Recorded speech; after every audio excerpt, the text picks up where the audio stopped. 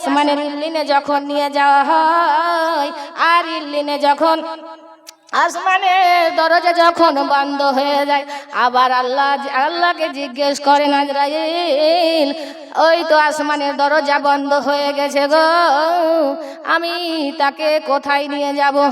আল্লাহ বলবেন, যাও রে আজরাইল, ওই যে তোমার 7 তাবাক মাটির নিচে সিজ্জিন, আমরা দুনিয়াতে বলি তাকে জেলখানা, কয়েদখানাতে যেমন রাখা হয়, তেমন ওই যে মাটির নিচে দাফন করাকে ওই সিজ্জিন এবং বলে। সুবহানাল্লাহ বলেন।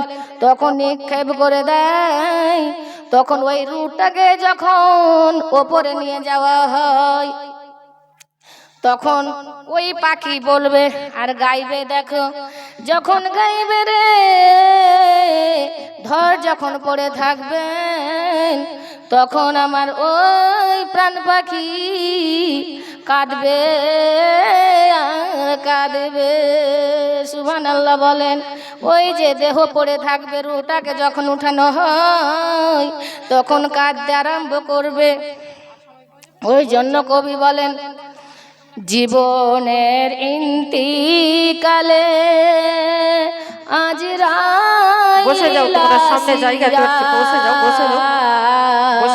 সোনার জীবন যাবে রে লইয়া, সোনার জীবন যাবে রে লইয়া। ওই যে প্রাণ পাখিটা গাইবে আর তোমার ওই দেহখানাকে দেখবে, আইরা আমার প্রাণ পাখি যখন আমার বেরিয়ে যায়, এত সুন্দর ধর, এত সুন্দর আমার দেহ পড়ে আছে রে, একবার আমাকে বললো না, আর একবার ফিরে চাইলো না। তখন এইভাবে গাইতে থাকবেন, জীবনের ইন্তিকালে আজরাইল আসিয়া, সোনার জীবন যাবে রে লইয়া, সোনার জীবন যাবে রে লইয়া। এত যত্নে যারে তুমি ঘরেতে রাখিলে, যাহার লাগি দুঃখ কষ্ট কত না সইলে। ঠিক আছে, আমি দোয়া করে দেবো। এটা ব্যাগটা নিয়ে আসেন, রাখেন। এত যত্ন করে তুমি ঘরেতে রাখিলে, যাহার লাগি দুঃখ কষ্ট কত না সইলে, আজ তোমারে ধোকা দিয়ে, আজ তোমারে ধোকা দিয়ে গেল রে চলিয়া, সোনার জীবন যাবে রে লইয়া। বলেন মা বোন সবাই বলেন, যে জানেন বলতে আমার সঙ্গে থাকেন নাকি পাবেন বলেন, সবার এই অবস্থা, সোনার জীবন যাবে রে লইয়া। বলেন বলেন। কবর তোমার মাটির ঘর, মাটির বিছানা, চতুর্দিকে মাটি তোমার, চতুর্দিকে মাটি তোমার, মাটির বিছানা। কবর তোমার মাটির ঘর, বাঁশের ছাওয়ানি, চতুর্দিকে মাটি তোমার, মাটির বিছানি। কেমন করে রইব রে মন, কেমন করে রইব রে মন, ওই কবরে শুইয়া, সোনার জীবন যাবে রে লইয়া, সোনার জীবন যাবে রে লইয়া। আল্লাহুম্মা সাল্লি আলা সাইয়্যিদিনা মাওলানা মোহাম্মদ ওয়ালা আলে সাইয়্যিদিনা মাওলানা মোহাম্মদ। তাহলে বোঝা গেল যে বেনামাজির মওতটাকে আল্লাহ তাআলাও বলছিলেন না, এখন সাত তাবাক নিচে রেখে দিয়েছেন, সে এত সংকীর্ণ এত, তখন আল্লাহ বলবেন ওই রূহটাকে রাখা হয়েছে। আর ওই রূহটাকে যখন কখন মাটি দেওয়া হয় বলেন? যখন আসরের সময় হয়, যদি আপনাকে সকালে মাটি দেওয়া হয় গো মা বোনেরা, ওই যে বেলা ডুবুর সময় আপনার মাটি, ওই যে মাটির ওই যে যখন আপনার বেলা ডুবুর সময় হয়, আসর ঢিলা যখন হয়ে যায়, তখন মুনকির আর নাকির দুইজন ফারিস্তা আপনার কবরে প্রশ্ন রাখবে। তখন কি বলবে শুনুন? যখন বলবে ওই আত্মাটাকে যখন রূহটাকে যখন বের করে নিয়েছে, তা আবার তো জীবনে দিতে হবে, না হলে তো ওই কেমন করে প্রশ্নের উত্তরটা দেবে? তো আল্লাহ বলবেন যাও, যখন কবরে রাখা হয় ওই যে বেলা ডুবুর সময়, তখন ওই রূহটাকে নিয়ে এসে ওর বুকের মধ্যে রাখা হয়, তখন উঠে যায়, উঠে বসে যায় গো মা। কি হলো বলবো না? আসুক আসুক, এইভাবে জালসাটাকে আমার ডিস্টার্ব করছো তোমরা সব, একটা ঠিক মতন গাইতে পারছি না। তো এইভাবে তখন ওই যে যখন আসে, তখন মুনকির আর নাকিরকে যখন প্রশ্ন, যখন সওয়ালের জবাব, আত্মাটাকে যখন বুকের ভিতরে দেয়, তখন উঠে বসে যায়। আর উঠে বসার পরে দেখুন কি হয়, তার কি ফল হয়। কত দামি কাপড় আর কত দামি কাপড় পরেছেন, কিন্তু না আপনার সব পরে থাকবেন। তার জন্য কবি কি বলেন শুনুন? মরণ জালে আমি ফেসে চলেছি, আমির হয়ে ফকির বেসে চলেছি, হায় রে আমার কেউ নাই দরদি। সুবহানাল্লাহ বলেন।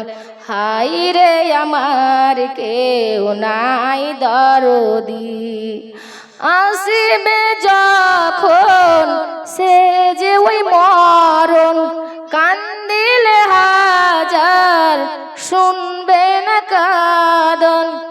আসিবে যখন সে যে ওই মরণ, কান্দিলে হাজার শুনবে না কাঁদন। ধীরে ধীরে ধরে, ধীরে ধীরে ধরে লয়ে যাবে মোরে, হায় হায় রে আমার কেউ নাই দরদি।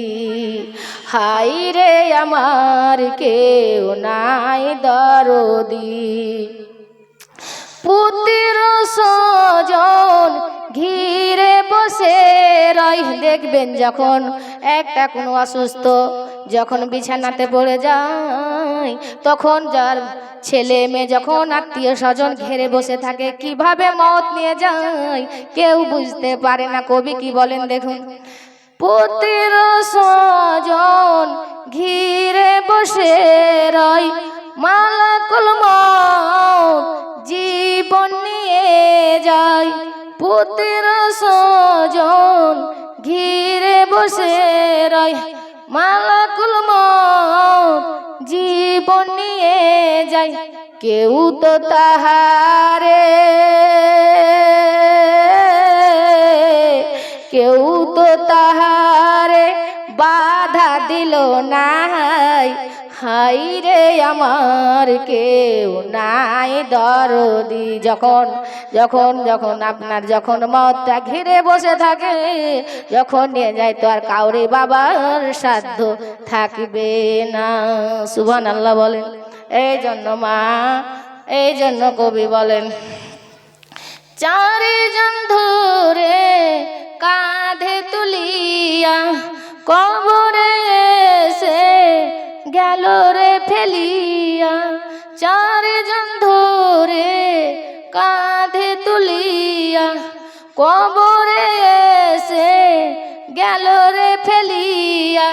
যাবার কালে তোকে যাবার কালে তো কেউ চাইল না ফিরে, হাই হাই রে আমার কেউ নাই দরদি, হাই রে আমার কেউ নাই দরদি। আপনারা বুঝবেন যখন মাটি দিয়ে চলে আসে গো কবরবাসী শুনতে পায়, কবরবাসী দেখতে পায়। আপনি যতক্ষণ ওই যে কবর যখন ফেলা হলো তখন তো ওই তাকিয়ে তাকিয়ে দেখছে যে আমার পরিবারের কেউ আছে, আমাকে একবার তো ফেলে চলে গেল, একবার তো ফিরে চাইলেন না। সুবহানাল্লাহ বলেন। কত দুঃখ, যার জন্য আপনি কত চুরি করলেন, কার আইল চাপলেন, কত কি করলেন, নামাজ না পড়ে ভোর রাতে মাঠে গিয়েছেন কাজ করতে, সে ছেলেকে খাইয়েছে পড়িয়েছে আজকে, আর বাবা মায়ের জন্য কিছু নাই, কাঁধে করে যখন ফেলে চলে আসে রে আবার ফিরে কেউ চাইল না। ওই জন্য কবি বলেন রেশম নাইলন টেরিকটি টেটরন। বুঝতে পারছেন কত আমরা দুনিয়াতে বেঁচে আছি, কত দামি দামি পোশাক পরছি, এটা ভালো না লাগছে ওটা লিখছি, ওটা না ভালো লাগছে এটা লিখছি। ওই জন্য দেখেন কবি কি বলছেন, রেশম নাইলন টেরিকটি টেটরন, পরিলাম দামি কাপড় আমি চিরজীবন, রেশম নাইলন টেরিকটি টেটরন, পরিলাম দামি কাপড় আমি চিরজীবন, মরার পরে তোকে মরার পরে তো কেউ ভালো কাফন দিল না। সুবহানাল্লাহ বলেন। দেখবেন যখন আপনার ছেলেরা ওই কাফন কিনতে যাবে গো মা, সেটা তো ওদের জানা নাই, কাফন হলে হবে সস্তা হলে হবে, সেই দিনও কাফনটাও সস্তা খুঁজে কি করবেন ধন জমিয়া বলেন, নিজের কাম আপনারা নিজের কাম করেন গো, চারটা যদি আমল করতে পারেন, এই জন্য মা চারজন যদি চারটা কাজ করতে পারো আল্লাহ আপনাদের জান্নাত নসিব করে দিবে। সুবহানাল্লাহ সুবহানাল্লাহ। এই জন্য বলেন মরার পরে তো কেউ ভালো কাফন দিল না, হাই হাই রে আমার কেউ নাই দরদি, হাই রে আমার কেউ নাই দরদি, মরণ জালে আমি ফেসে চলেছি, আমির হয়ে ফকির বেসে চলেছি, হাই রে আমার কেউ নাই দরদি, সুবহানাল্লাহ সুবহানাল্লাহ মাশাআল্লাহ, রে আমার কেউ নাই দরদি। সুবহানাল্লাহ বলে। সুবহানাল্লাহ। আল্লাহুম্মা সাল্লি আলা সাইয়্যিদিনা মাওলানা মুহাম্মাদ ওয়া আলা আলি সাইয়্যিদিনা মাওলানা মুহাম্মাদ। এইবার শুনুন যে ওই যখন রূহটাকে দিল, তো যখন রাখা হলো, তো ওই যে যখন রূহটা যখন আপনার আত্মাতে দেওয়া হয় তখন উঠাইয়া যখন বসাইয়া দিলেন গে মা, বসার পরে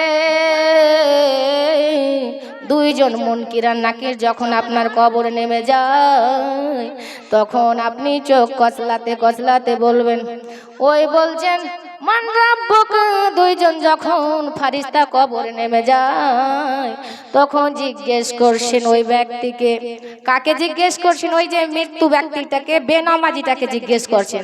যদি আপনি নামাজ পড়ে থাকতেন ঠিক বলতেন কি জানেন, যে আমার সময় হয়ে গেছে আমি ফরজ আদায় করব। আর আপনি বেনামাজি তো আপনি কি বলবেন? মুনকিরান নাকির কিন্তু জবাবের সওয়ালের জবাব বাবা ছাড়বে না, মা গো সময় নষ্ট করবেন না, আজকে তোবা করে মা যদি আপনাকে আমি নামাজ পড়াতে পারি মা, আল্লাহ আমাকে সাদকা জারিয়া দেবেন গো মা, আর আপনিও হযরতে মা ফাতেমা রাদিয়াল্লাহু তাআলা আর সঙ্গে জান্নাতবাসী হয়ে যাব। এই জন্য বলেন যখন দেওয়া হয় মুনকার নাকির যখন কবরে নামলো তখন জিজ্ঞেস করবেন যে বলো মান রাব্বুকা, তোমার রবকে? হায়াদ্রিম, আমি জানি নে। মান দিনুকা, তুমি কোন দিনকে ভালোবেসেছো? বলছে হায়াদ্রিম, আমি জানি নে। এইভাবে যখন বলবেন মান ইসলাম, তোমার ইসলাম কি? তুমি কোন ইসলাম? কে তোমার? কাকে তুমি ভালোবেসেছো রে বলো? তখন বলবে হায়াদ্রিম, আমি জানি নে। সুবহানাল্লাহ বলেন। তখন ফারিস্তা উঠে যাবে, যাওয়ার পরে আল্লাহকে জানাইয়া দিবা, আল্লাহ আপনার ওই যে ব্যক্তি বেনামাজি ছিল গো, ওই ব্যক্তি বেনামাজি আছে, আল্লাহ ওই বেঈমান আছে। আল্লাহ তাআলা বলবেন যাও রে, ওই ফারিস্তাকে বলবেন যাও যাও, তাড়াতাড়ি ওর পায়ে শিকলটা পড়াইয়া দাও। আর ওই যে শিকল যখন মানুষ যখন চুরি করে নেয়, পায়ে যখন শিকল পড়াইয়া যায়, হাতে যখন হ্যান্ডকাপ দেয়, তখন ওই মরা লাশকে কি করবে দেখুন, ওই যে তোমার লাশখানা পায়ে শিকল দেবে। আর পায়ে শিকল দেওয়ার পরে গো মা বলবেন যাও যাও, ওই কবরটাতে পায়ে শিকল বেঁধে আর আগুনের বিছানা করে তাকে বিছানাতে শুয়ে দাও।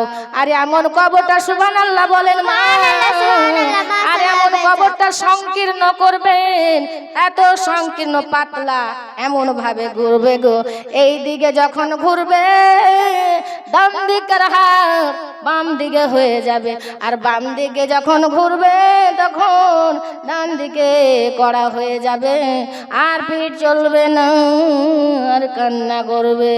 সুবহানাল্লাহ বলেন রে মা, কেমন করে সহ্য করবেন? আল্লাহ যে রাসূল, যে ব্যক্তি নামাজি যদি থাকেন, তার দয়ার নবী পৌঁছে যায়। সুবহানাল্লাহ বলেন। ওই বেনামাজির হাড়খানা একটা ও গোটা থাকবে না, গোটা থাকবে না।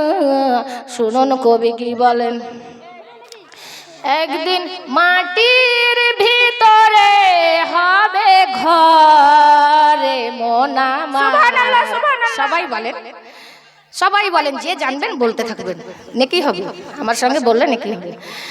একদিন মাটির ভিতরে হবে ঘরে মোনামার, কেন বান্ধ দালান ঘর? একদিন মাটির ভিতরে হবে ঘরে মোনামার, কেন বান্ধ দালান ঘর?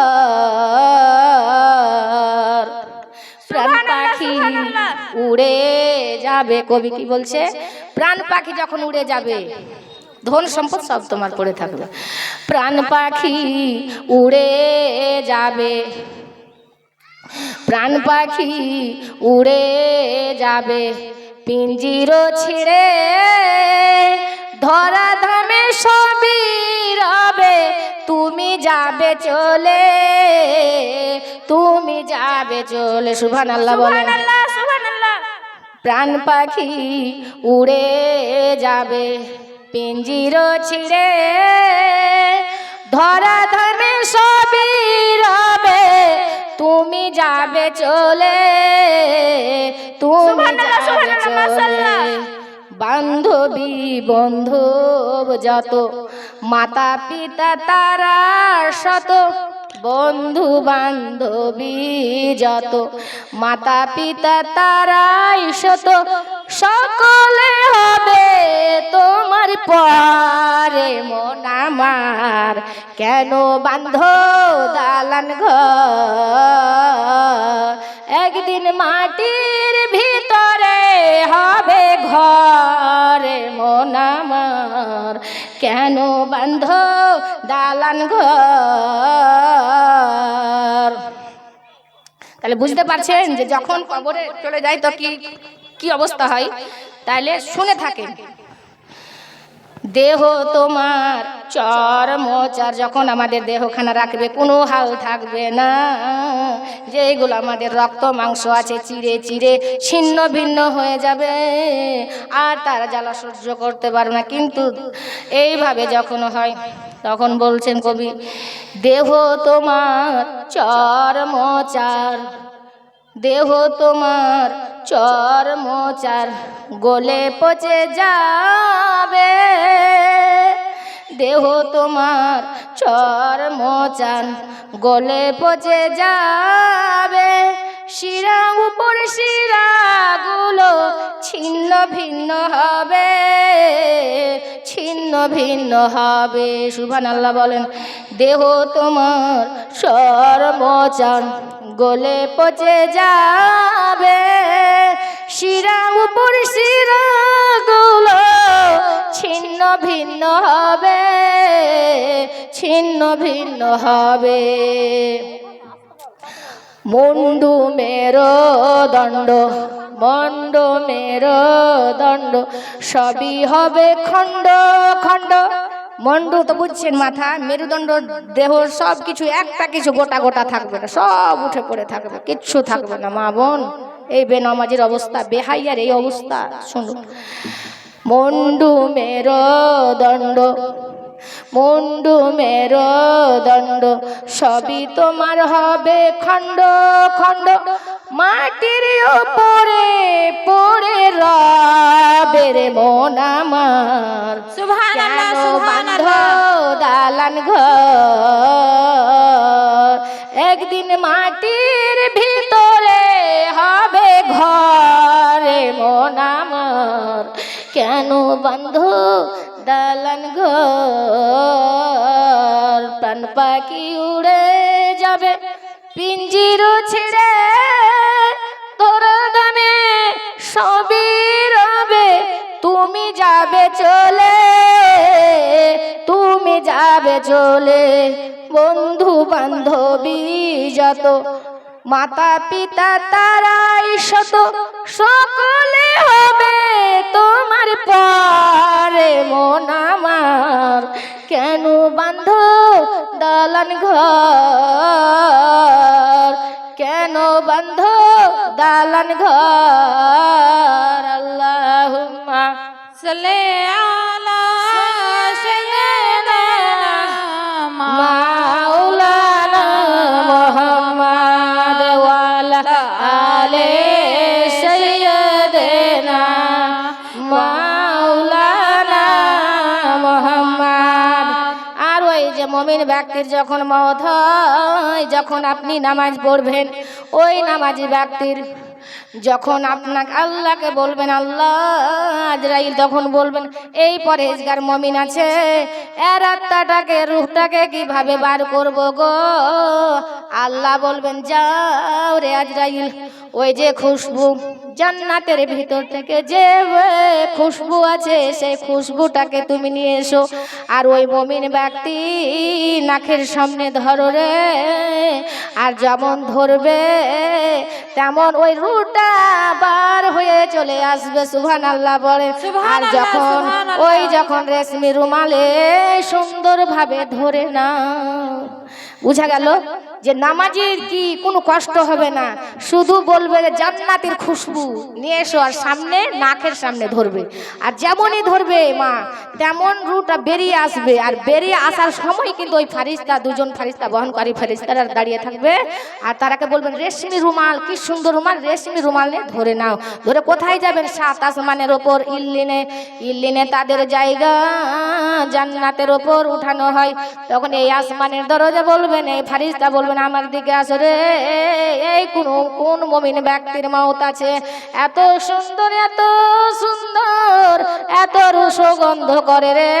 ও বলবে, ওই ফারিস্তা বলবে, আমার দিক দিয়ে আসো। এইভাবে তারা টানাটানি বলবে। আর যখন এই করতে করতে যখন সাত আসমানে ইল্লিনে পৌঁছে যাবে, যে আসমানের ওপর দিয়ে উঠা যায় ইল্লিনে, ইল্লিন মানে সব উপরে, ইল্লিনে যখন রাখা হয় তখন ওই তখন বলবে, আমার দিকে রাখো ইল্লিন। আল্লাহ বলবেন, যাও রে আজরাইল, ওই ইল্লিনের ওপর ওই ব্যক্তিকে রাখো।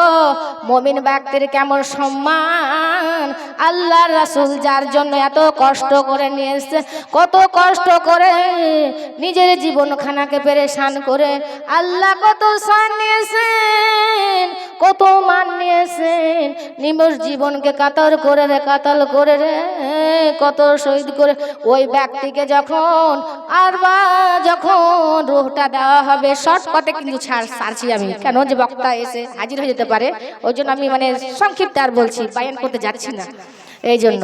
তো যাই হোক, যখন ওই মমিন ব্যক্তির যখন রূহটাকে নিয়ে যাওয়া হলো, জান্নার ইল্লিনের ওপর রাখা হলো, আর যখন কবরে সেই ব্যক্তি যখন ওই আত্মাটাকে যখন উঠানো হয়, রূহটাকে বার করা হয়েছিল, ওই ব্যক্তিকে যখন মুনকির আর নাকির যখন কবরে আসবে গো মা।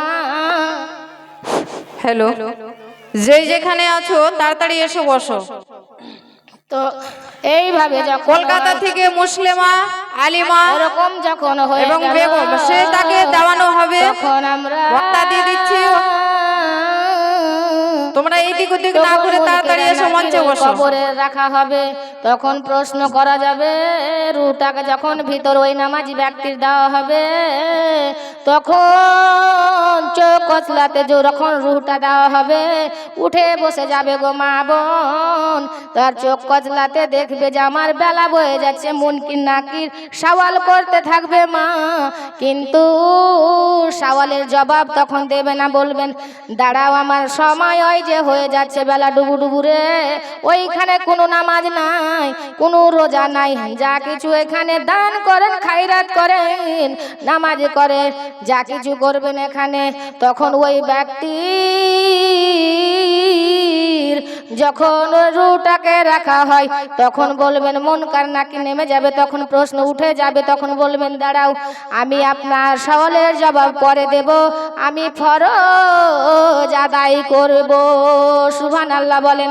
তখন বুঝে যাবে ফারিস্তারা যে আল্লাহ আর আমাকে সময় নাই, ওই যে মুমিন ব্যক্তি দয়ার নবী মায়ার নবী যার কবরে হাজির নাজির হয়ে যাবে রে, তখন যখন নামাজের কথা হয়, তখন ওই নবী পাক সাল্লাল্লাহু আলাইহি সাল্লাম আমাদের পৌঁছে যায়, সুবহানাল্লাহ বলেন।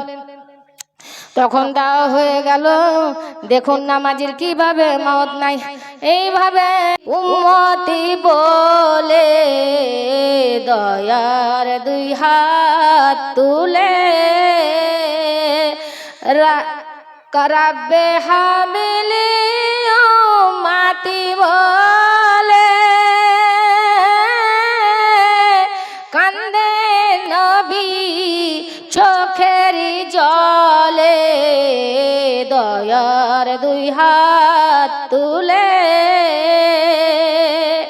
যেই দিন নবী জন্ম নিলেন, সেই দিন নবী সিজদাতে গেলেন। প্যান্ডেলওয়ালা যেখানেই থাকে লাইটটা কিন্তু দিয়ে দিবেন, লাইট দিয়ে দিবেন, মঞ্চে কিন্তু লাইট দিয়ে, প্যান্ডেলের মধ্যে লাইট দিয়ে দিবেন।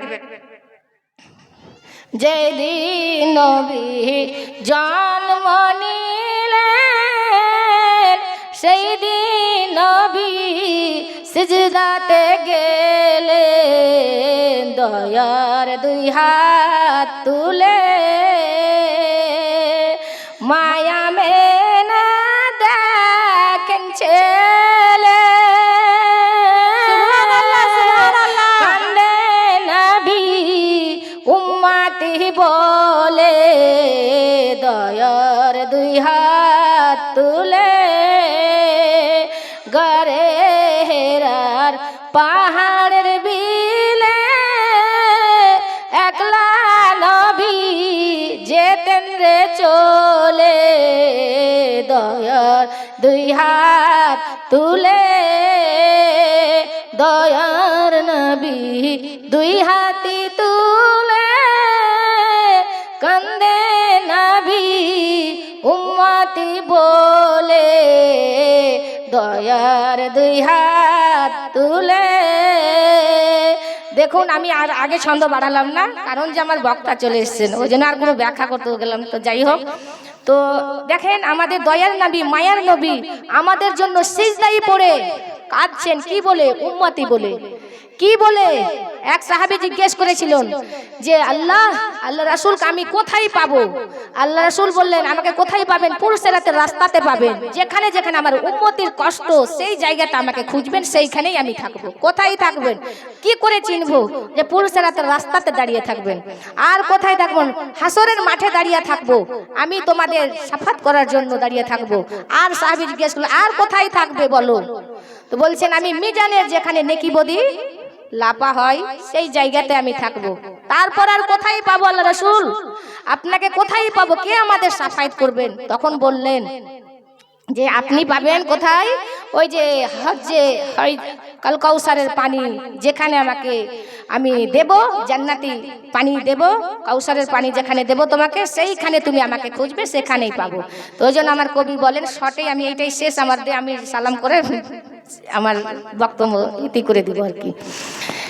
আমার সোনার মদিনায়, আমার কলেজার মদিনায়, আমার সোনার মদিনায়, আমার প্রাণের মদিনা, সেই মদিনায় শুয়ে আছেন হাবিবের রাব্বানা আমার। সুবহানাল্লাহ, সুবহানাল্লাহ। আমার সোনার মদিনায়, আমার প্রাণের মদিনায়, আমার সোনার মদিনায়, আমার কলেজার মদিনা, সেই মদিনায় শুয়ে আছেন, আরে সেই মদিনায় শুয়ে আছেন হাবিবের রাব্বানা।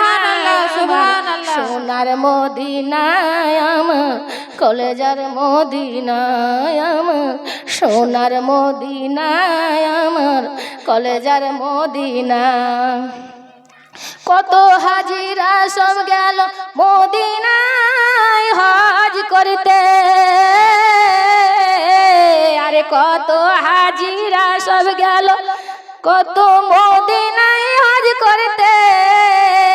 সেই হাজিদের মদিনা দেখে, আরে সেই হাজিদের মন ভরে না মদিনা দেখে, জান ভরে না আমার সোনার মদিনায়, আমার কলেজার মদিনায়, আমার সোনার মদিনায়, আমার কলেজার মদিনা, সেই মদিনায় শুয়ে আছেন, সেই মদিনায় শুয়ে আছেন হাবিবের রাব্বানা আমার সোনার মদিনায়, আমার কলেজার মদিনায়, আমার সোনার মদিনায়, আমার প্রাণের মদিনা। একবার শুধু কালমা আমার সঙ্গে পড়লেন, আমি শেষ করে দেবো। বলো লা ইলাহা ইল্লাল্লাহ, সবাই বলুন মা বোন, এবার শেষ আমার, আমি শেষ করে দেবো। বলো লা ইলাহা ইল্লাল্লাহ, বলো লা ইলাহা ইল্লাল্লাহ, লা ইলাহা ইল্লাল্লাহ মুহাম্মাদুর রাসূলুল্লাহ। বলো লা ইলাহা, সবাই বলুন মা বোন, সবাই বলুন, ভালো লাগবে, সবাই বলুন লা ইলাহা ইল্লাল্লাহ, বলো লা ইলাহা ইল্লাল্লাহ। তোমার মতো এত ভালো, তোমার মতো এত ভালো আর তো কেউ বাসে না, তাই তো নবী আমি তোমার দিবানা। সুবহানাল্লাহ, সুবহানাল্লাহ। নবী আমি তোমার দিবানা। বলো লা ইলাহা ইল্লাল্লাহ, বলো লা ইলাহা ইল্লাল্লাহ, লা ইলাহা ইল্লাল্লাহ মুহাম্মাদুর রাসূলুল্লাহ। তোমার মতো এত ভালো আর তো কেউ বাসে না, ও কি নবী আমি তোমার দিবানা, কি রাসূল আমি তোমার দিবানা। ও কি শুনেছি কিতাবে লেখা, নবী ছাড়াই আমার জীবন ফাঁকা গো।